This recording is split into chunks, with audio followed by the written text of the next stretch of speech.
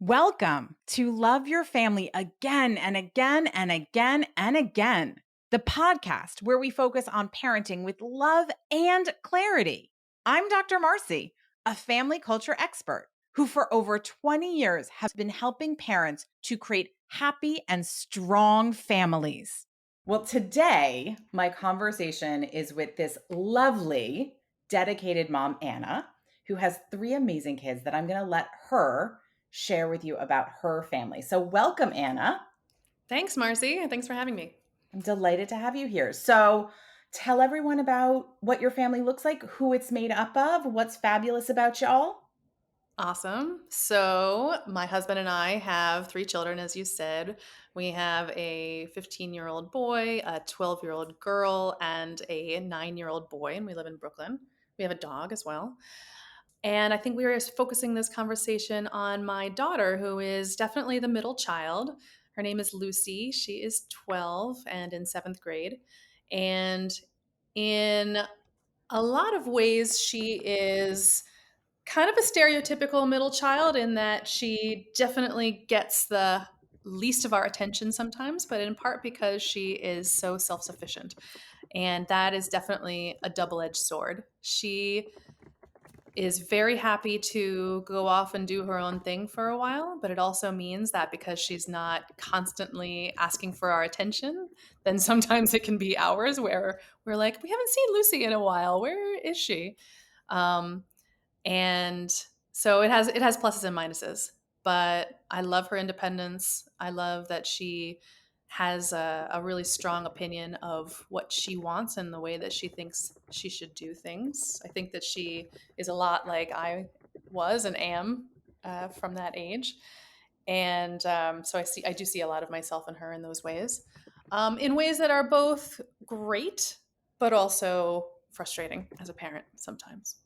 Yeah, as you were talking about her strong opinion and her independence, I was like, she's going to take that and rule the world one day with it, Yeah. as long as she can get there, right? I Right. often see that duality of especially kids and needing to get through school and needing to be part of a family. There can be clashes with that beautiful passion that is, I want it my way. I want to do this how I want to do this. hmm And what's So, really interesting about her, and I think different from some other kids who are very passionate, is that her passion is quiet. I would call her like an immovable rock. She knows what she wants. She's not going to fight you about it. She's not like those tweens or teens who are going to be loud and brash and confrontational. She will just listen to what you're saying and she'll say okay, but then she'll go and do what she wants to do after that in the way that she wants to do it. I would definitely call her conflict averse, but she's just got this quiet, force about her that I both admire and find really frustrating sometimes.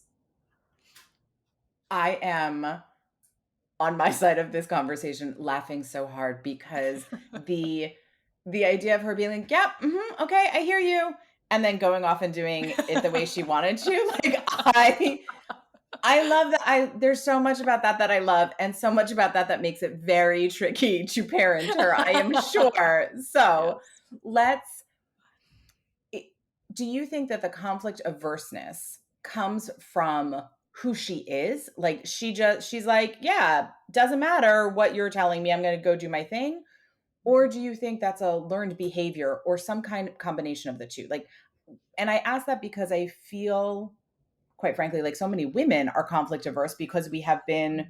societally conditioned to just make everybody else happy. Yeah. But the flavor you're describing doesn't feel really like that. So I just would love your take on that. And then we'll dive into Yeah. some of the details. I think that she is distress averse, and I think that this comes up in a lot of different ways. So, the distress that comes from conflict, the distress that comes from the anxiety of trying something new and not feeling familiar in that context, the distress that comes from pain. When she was like 18 months, she had a reputation in her daycare as being like the kid who would scream bloody murder every time like the littlest she got hurt in the littlest sort of way. She still has a really low pain tolerance.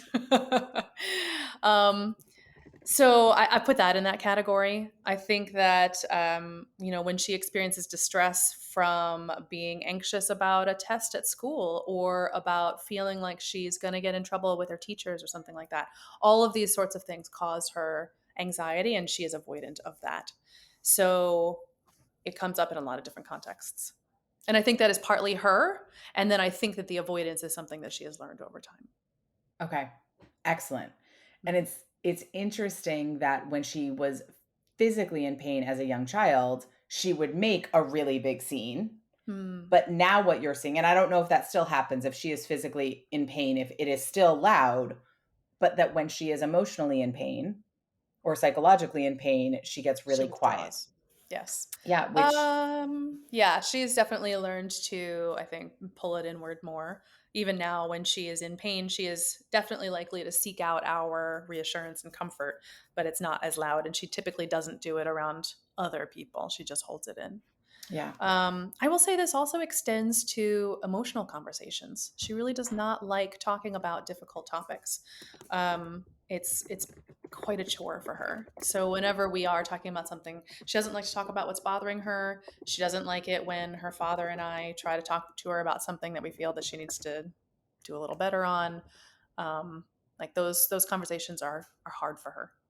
Will she talk about her good emotions? If something's going on that she's really excited about, or she does really well on a test and she's really proud of herself, will she have the emotional conversation in the pot what we would put in the positive box? hmm She will, and it's certainly easier for her to do that. And she will even sometimes seek us out to tell us good news, but a lot of times you do need to draw it out of her. You need to actually ask, what's something good that happened today? And then she'll tell you.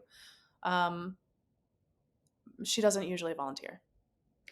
And in general, when she comes home from school, you get a download of what her day was like? Is she a chatty kid? Or, my mom will tease me that when I was a kid, I'd come home from school and she would say to me, Marcie, how was your day? And she's like, and 3 hours later, you'd stop and take a breath. I can see that, Marcie. Yeah. No one's surprised by that fact, right?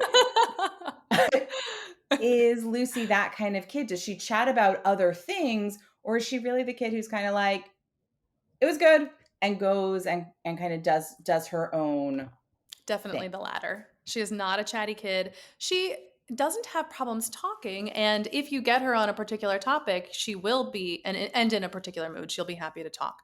But most of the time you have to ask the question. She won't just volunteer. She's not chatty in that way. Yeah, which and I just want to highlight that in terms of her not wanting to have the emotional conversation, especially the hard conversations. If Mhm. she in general is not I'm going to seek out human conversation, Right. well, it does make sense that the harder conversation she's definitely not going to seek out.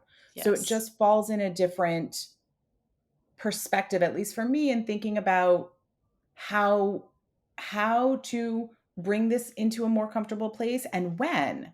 Mhm. Because if it was me and I'm not willing to have the conversation, that's one thing because I will talk to anyone, anywhere, anyhow. I love it.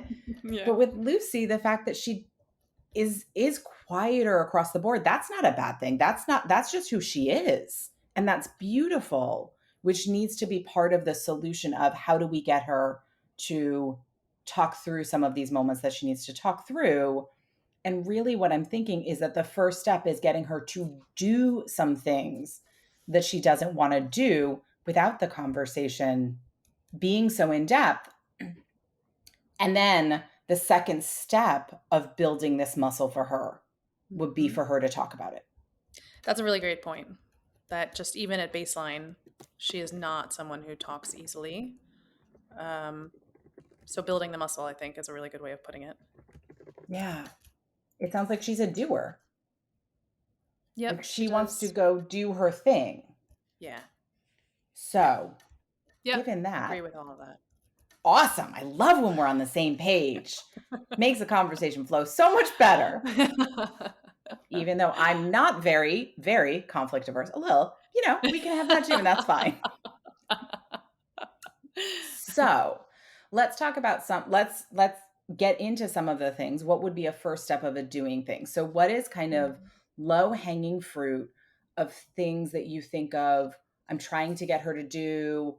It's something new that makes her uncomfortable. And what does she do with it? Kind of Mhm. how does that unfold so we can think about how could you do something differently to encourage her to step out of her comfort zone in an action-based way? Hmm. So, one of the ways that this fear of doing new things that I think has worried me the most is in the social realm. She doesn't easily approach new kids, start conversations with new kids.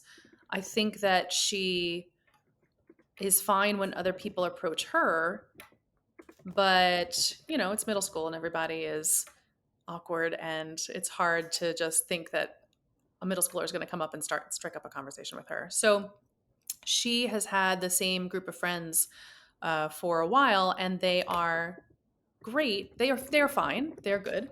But I don't think that she has been open to new friendships in a while, and it has come up in camps and other activities where that has been a problem. So that's not exactly a low hanging fruit. I think that's kind of a complex issue. So I need to think of a We could first pull some step. low-hanging fruit Yeah, out of maybe we that, can though. like figure out a first step Yeah. for that. I will say that one thing that is new and exciting is that I she had invited a new girl to her birthday party last November, and I just invited this girl over for a play date this weekend. And so that is kind of a first step of maybe starting a new friendship, which I hope will blossom into something else. So there are some things I think that I can do to support her in this, but I would love to find some ways of her taking that initiative for herself or feeling more comfortable being able to do that. And I don't know how realistic that is. Super realistic because Okay. everything is changeable. All behavior Awesome. can change. Love it. We just have to take the steps. And I love that you recognize that you can take some steps for sure. Yet, really soon, okay, not so soon, but really soon, she's going to be a teen and then a young Right. adult and need the skills herself because Yes. at 15 or at 17, you setting up play dates for her isn't going to fly so well. Mhm. And so, her having the skills while you're also supporting her, right? The fact that she invited a new girl to her birthday party and 6 months later is her first play date. It's a slow burn. Yes, definitely a slow burn. So It's a good some description of her. Yeah. And so some of it is also conceptualizing that of me, I meet a new friend, and I find it really interesting that I keep comparing Lucy to me because there is such a contrast. And I'm using it to point out that neither of us are right or wrong. It's just different, right? I meet Mhm. a new friend. I want to see you every day. Like, I'm really excited. At least once a week, we have to have lunch because I want to know everything about you yesterday. Like, and And I if she will, could meet a person like you, that would be the best. The best pairing of an extrovert and an introvert to pull the introvert along. I think that that would be fantastic. I have not found you in a 12-year-old form yet. that's absolutely fair. I was thinking if only I was a seventh grader. And I have absolutely have friends that are introverts that are like, oh my gosh, you're calling again. And I'm like, yes. And I'm making plans with you again. So you better look at your calendar. And they're like, what is up? And I'm like, I really like you. I think you're amazing. And I want to know more. And they're like, oh, you know, compliment an introvert. They're willing to show up. Nice. So, and my introvert friends had to be responsive. Yes. So that's what I really think of as the first step with Lucy is when she is in a new environment, especially outside of school, right? If she has a group of friends in school, she knows the routine. Maybe when the transition is high school or somewhere else and she doesn't have that safety net, it's going to be more important. She can practice in school now, but she's not as motivated because she has her comfort zone. Yeah, But exactly. a class, an activity, a camp, something like that, is she open and receptive? And that's where I would start kind of talking to her but giving her the suggestions because it's a doing thing.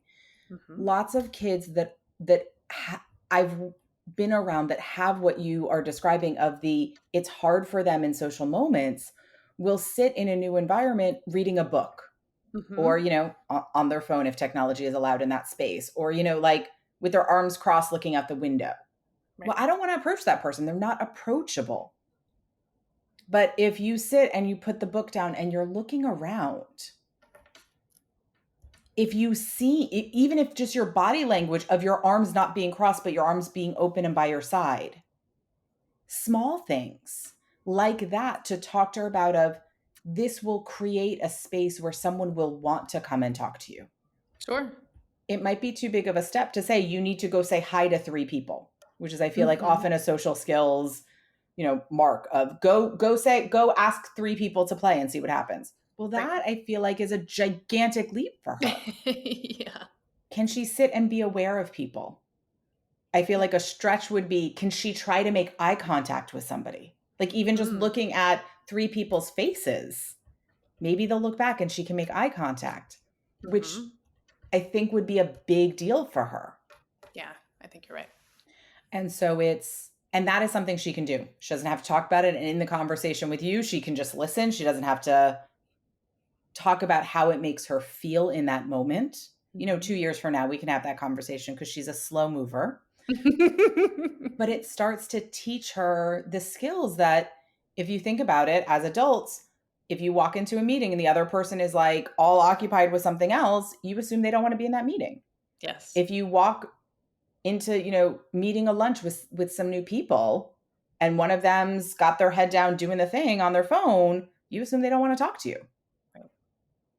But if they're trying to be open, we're more likely to walk in. So I might start there with her of, you want friends, you like Mhm. people. Well, maybe certain people, not all people. She might not like all people, and that's Sure. okay. Yeah. But when you go to this new class, when you go to this new camp, can you hold your arms in a place that makes you look open, aka not having them folded? Yeah, Have that's them a by great your first side. step. Okay. Try to make eye contact with a couple of people or just like look at someone's face Yeah. because that lets them know that you're open for them to come talk to you. Okay. Yeah. That sounds That, good. It's a yeah. good first step. hmm The other thing some of this makes me think of is just being uncomfortable in general Mhm. is probably not something she wants to do. No. Nope, never. Yep. In fact, one So, of her personality characteristics is that she is always seeking out soft things, furry things, comfortable places to sit and curl up. Like that is definitely a defining part of Lucy.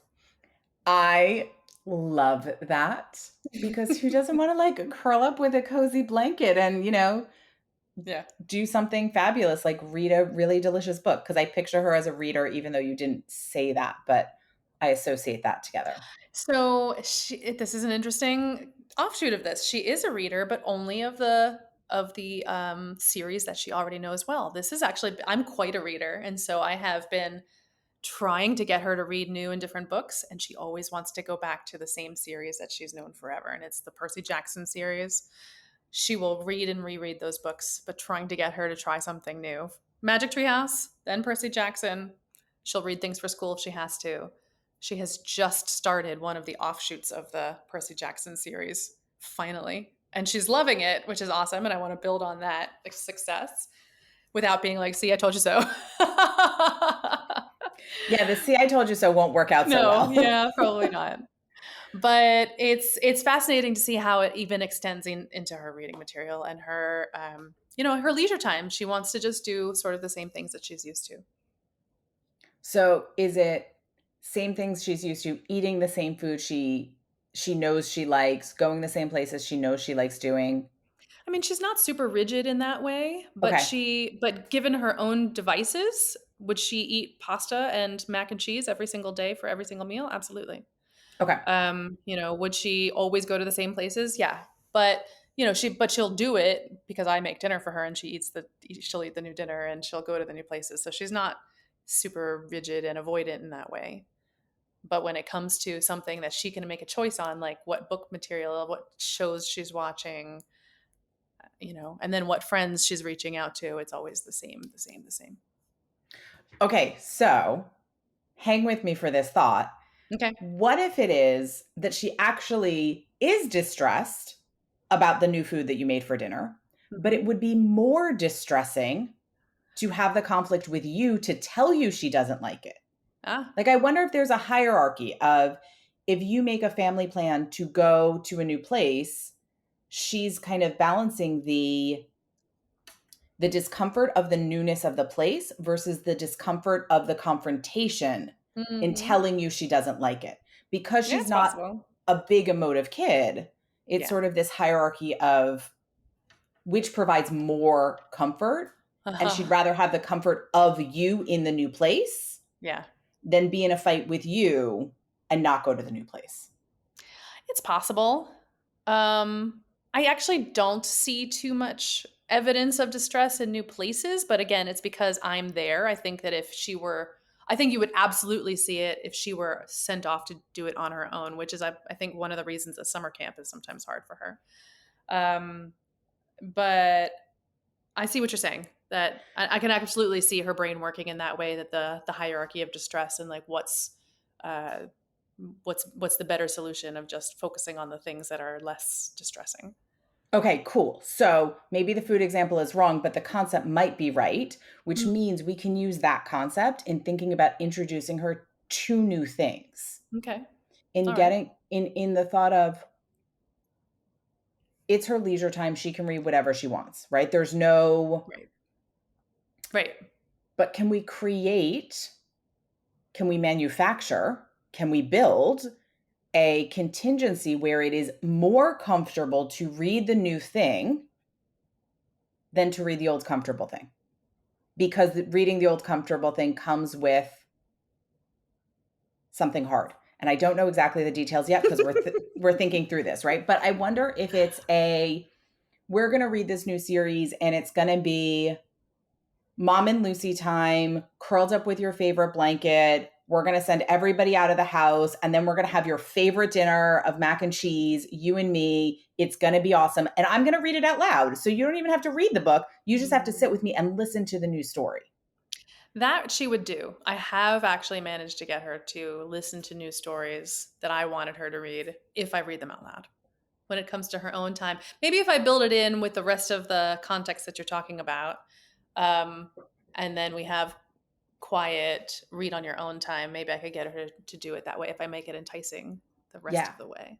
So I also realized I in the experience I flipped the language and I want Yes, to highlight that because it's also what I believe to be I true, noticed right? I that was too. like, Right. the distress level, right? We're talking about like which is more distressing. And I was like, wait, that actually Actually, doesn't you're making it more attractive. feel good. Like, how can we make it more comfortable to do the hard things as opposed to add distress to the hard things? Right. So let's Because be really clear. I was thinking, well, I could just nag her a lot about the old books that she's reading, so it would be less distressing if she just read the new book. And I was like, I don't Right. think that's gonna work. We don't need to add pain in order to expand her comfort zone. Not Right. really the way we want to do it. We want to bring more goodness into the thing that's hard. Sure. Okay. So, yeah. So I love that you have tried this reading out loud and she's willing to do it. Mhm. And so I wonder if you're like, okay, you're going to read a new book. I'm going to read a new book and we're going to sit here together for just 5 minutes. And then we're going to go do this amazing thing that you love together, you and me. Okay. Or then I'm going to leave you alone because maybe she really just wants you to leave her Yeah, alone after actually. that. But um, one of kind of giving her a really small step of that new thing, along with all of the other comfort, because what that starts to do, it pairs it, Mhm. is new things are kind of delicious. Mhm. Okay. And that's going to be a growth concept for her. And start with a thing Yeah, she loves doing, aka I reading. I can see that being a slow burn, like you said. I think Hmm. that that will take a long time to build that muscle, but I'm willing to give it a try. Yeah. I mean, she's got a lifetime to figure it out. Mhm. I mean, you don't have a lifetime to teach her this, but if she starts to realize I can do new things that I don't want to do in a way that actually feels good, all of the other pieces can feel good to me, except this Mhm. one piece that's new, she's going to be more willing to do new things.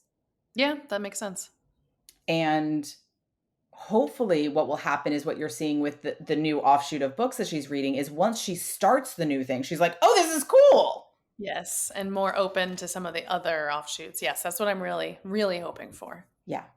But it's making conflict conflict and distressing moments more comfortable, Okay, right? Which sounds gives me good. another thought about the emotional conversations, which I know we said we were doing that second, but I guess we're at the second part of the conversation. So you have these tools in your back pocket.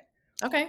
What we often do as adults, and especially adults who are good at having hard conversations Yeah. or good at having emotional conversations, is that we want to have a very long, in depth conversation with our children who don't know how to do this as well.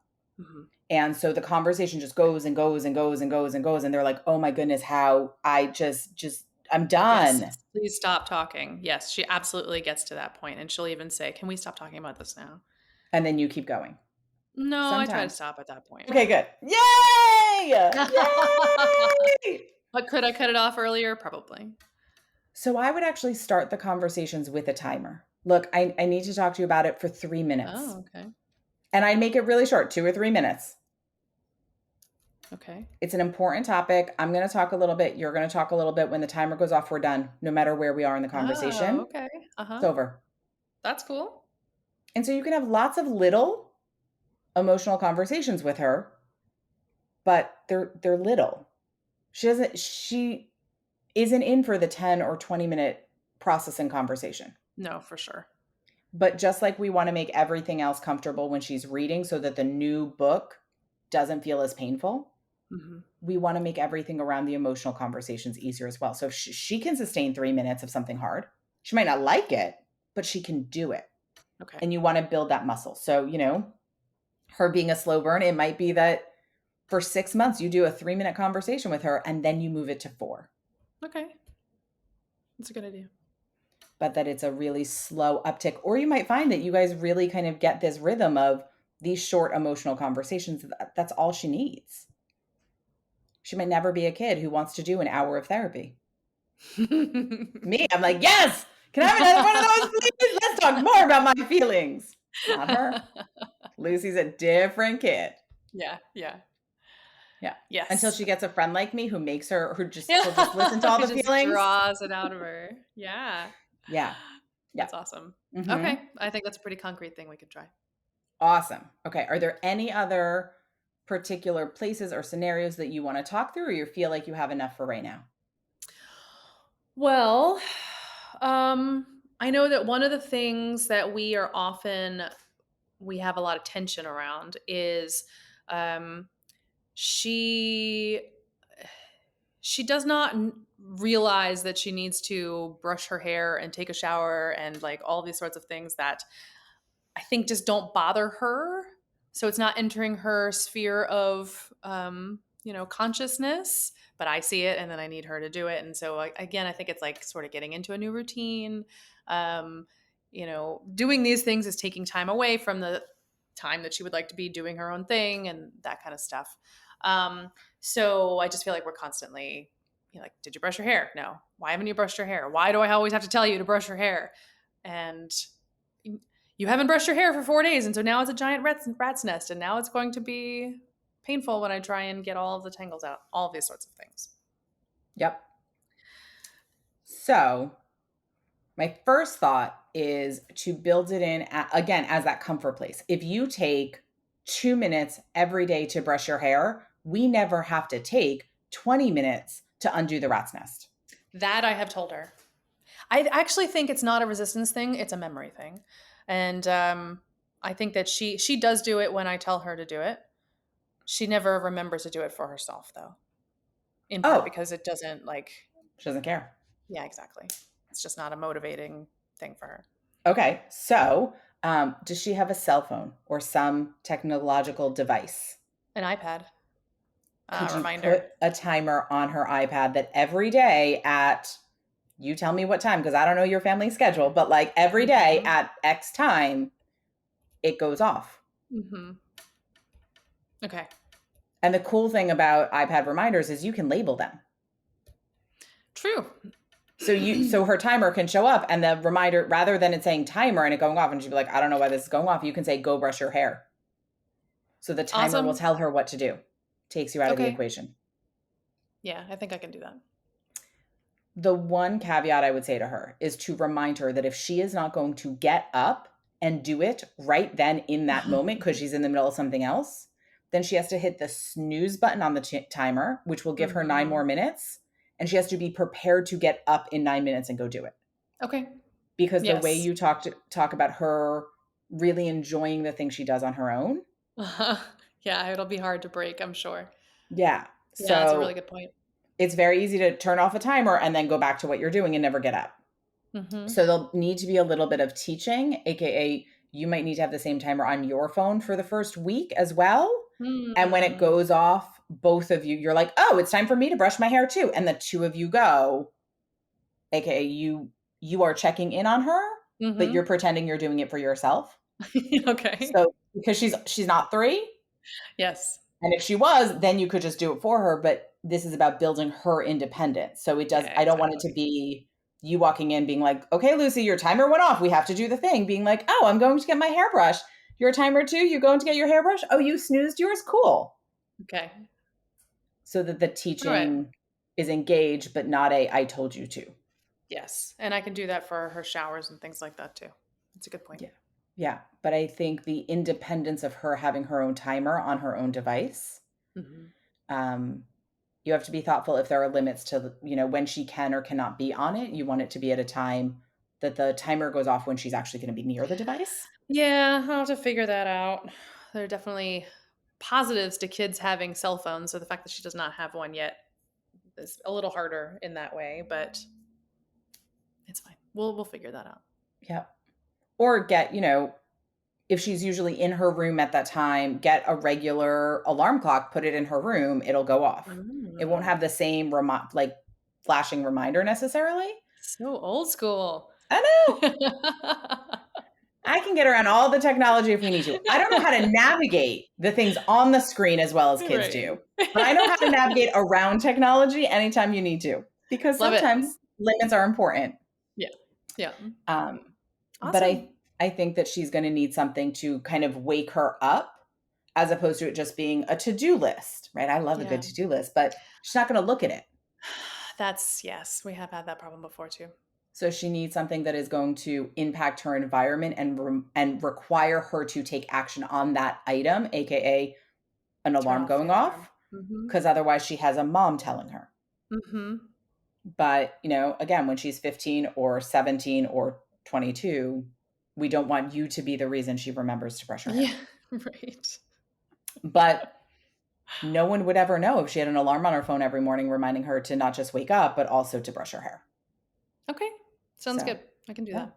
All right. So So now that we have a plan of how to navigate all of this, I'm very excited. And what is the one thing, right? Because we talked about a couple different things, several different yeah. ways. And I am a big believer that when we try to do all of the things at once, we Mhm. get overwhelmed and stop doing everything and there's no progress. So Yeah, making okay. sure we break it down. What is your one first step that you're going to make sure you start doing from all the things we chatted about? I know this is not what you're getting at, but for me, the very first step is actually remembering that this is not her baseline. This is not her particular personality, and then so I have to remember that she needs these small steps to build those muscles, and then the more concrete things of like setting a timer and pairing the hard thing with something small that but breaking it down into a small step that she can do, but pairing it with something really attractive. All of those things I think are great, like step 1.5 maybe. But like for me, the very first thing needs to be just remembering that she's not starting from a place where she just knows this and can do this. Um, I think that's really important. I love that as a first step. I love that as the one thing. I think that is so great. Thanks. Because if you remember that, then you'll be inspired to take the action step, Okay. right? As opposed to sometimes in these conversations, I feel like parents get stuck on this is the one thing I'm supposed to do, which granted, I Hmm. set you up to do that. But then a year later, we're still stuck on like, this is the one thing because we get in our own Uh-huh. habits as humans. Yeah. And so this idea that this isn't her baseline and she needs help, and really seeing her for who she is and helping her from where she is to grow. I think that's an amazing one takeaway because Okay. it will lead you to take the right step in the right moment with her. Okay. All right. Beautiful. Awesome. I love it. Well, thank you, Anna, for being here and chatting with me and sharing all of the contrast between Lucy and me.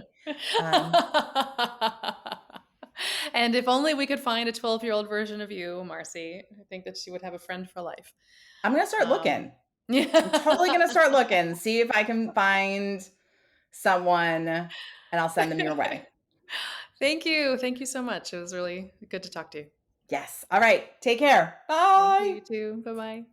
And thank you for listening. I know your time is precious and limited. I'm grateful that you shared it with us today. What's your one takeaway? Just one small step can make a big difference. Make sure you know when new episodes come out by subscribing here and joining my mailing list at drmarcy.com/podcast. Do you want to be a guest on a future episode of Love Your Family again and again and again and again? Then go to drmarcy.com/podcast guest and let me know. Finally, do you need individualized help for your family? Then go to drmarcy.com/contact and connect with my team to learn how we can help you. Remember, blue skies are ahead and we're going to get there together.